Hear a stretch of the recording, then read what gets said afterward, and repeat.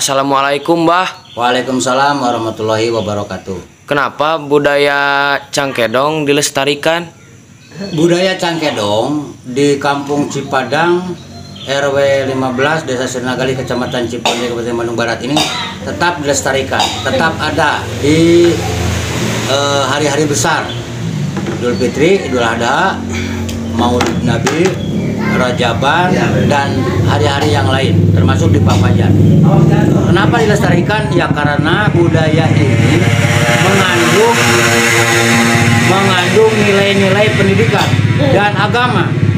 Agamanya sodako, pendidikannya kebersamaan. Jadi ada kebersamaan di masyarakat.